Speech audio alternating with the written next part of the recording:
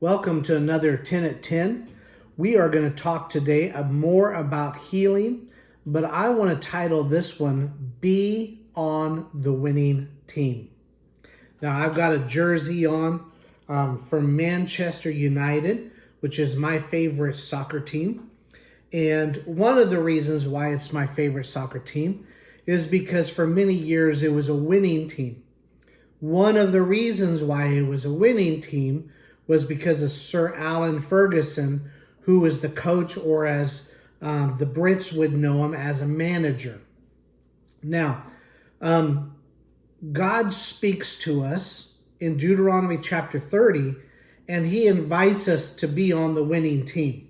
So I'm going to read several verses out of Deuteronomy 13, verse 11 through 15, and then verse 19. It says, "Now what am I commanding you today is not too difficult for you or beyond your reach.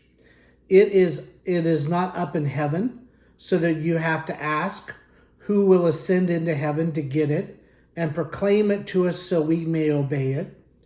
Nor is it beyond the sea, so that you have to ask, who will cross the sea to get it and proclaim it to us so that we may obey it? No, the word is very near you. It is in your mouth, and it is in your heart, so that you may obey it." Now, that last phrase you're going to hear again in the New Testament when we get there. Verse 15. "See, I set before you today life and prosperity, death and destruction." So he's saying you can be on the winning team, you can be on the losing team. I'm setting them before you.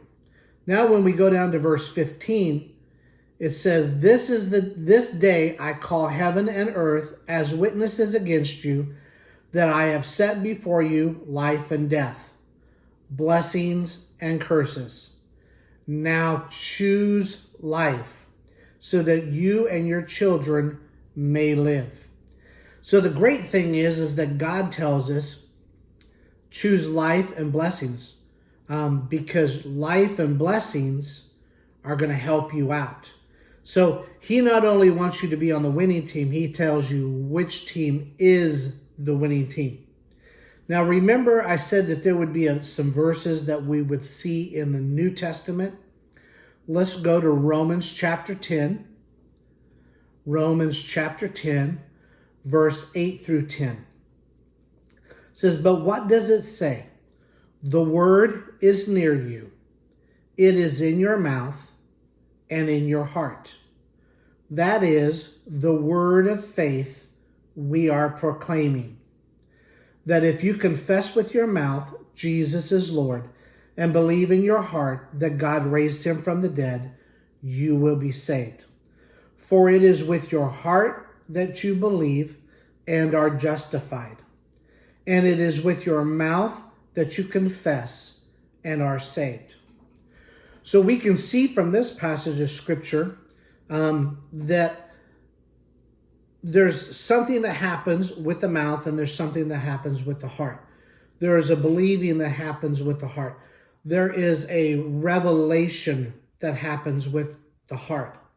But there is a manifestation that happens with the mouth. It's the faith, the word of faith that is being proclaimed by the author of Romans is we recognize Jesus as Lord. One of the benefits of salvation is healing, because we can see from even within this week of 10 at 10s, God reveals himself as Jehovah Rapha, the God who heals, the one who exists to heal, or existing healing. When I realize that, I then speak that, and I see it happen in my life. Same way with asking Jesus as to be the Lord and Savior